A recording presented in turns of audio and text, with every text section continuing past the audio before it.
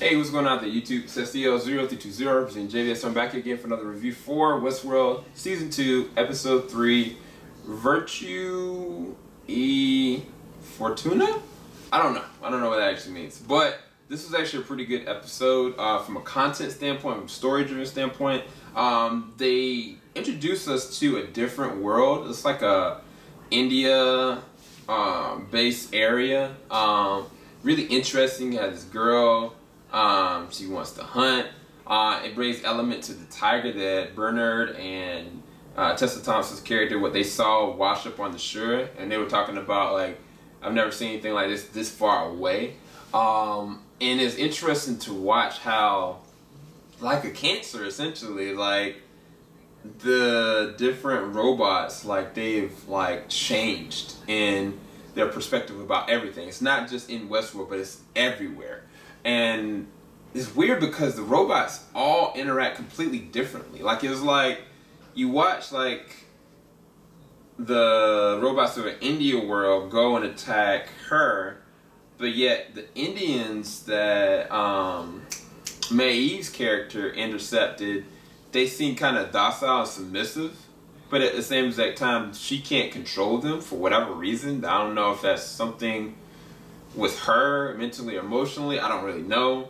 But then you had like Wyatt or Dolores meeting up with this Confederate group, and kind of like they're complying with the situation, but at the same exact time they are not aware of what's really happening. So it's weird that I don't know that as a whole they're all affected. It's like she's definitely affected the most. But it's kind of like when they interacted with her dad, and Bernard really saw what he saw within, inside of him. And I don't know what it was. I feel like Bernard should have probably took that, copied it, and put it himself, personally. But he definitely saw something very scary and something that will, I guess, bleed over into the very end of the season. But it's just interesting Tessa Thompson's character really needs him and what he had inside of him. It's just weird because, if I'm not mistaken, they tried to lobotomize him, if I remember, in the first season. Like, he was acting out and he had this moment, and then, but it's so weird because taking this back from a realistic standpoint, the acting in this is great. Like, everybody, like the guy that's playing Bernard, he's got this tick with his hands, and he's just doing it so well. And then now, in fact, it's bleeding over to his leg. But the guy that plays Dolores' dad, he is a great actor, man. Like, he is so good.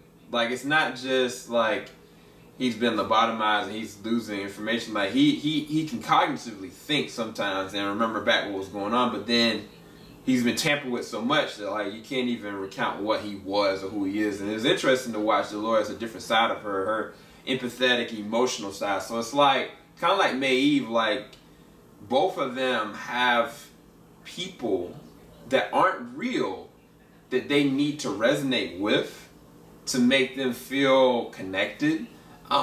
Yet they have a motive and an initiative that they've already set in place. It's just so weird because it made it look like Dolores at first compromised herself. I was really estranged by that because when she went back and was going after him, I was like, what is she doing? You know what I'm saying? And she just said, took them 2 bullets and was like, pow, pow, pow. Like, it was really dope. It was a really dope scene. She just doesn't, she's fully aware of what's going on. And it's just, Teddy is like,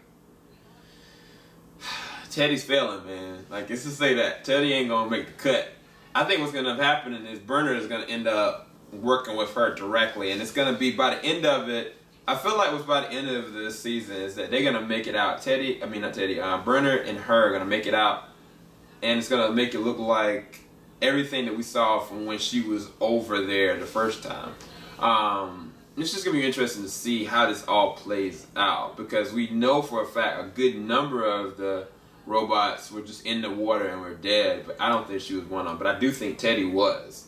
I think that's what Bernard saw in the water during, was it the second or first episode?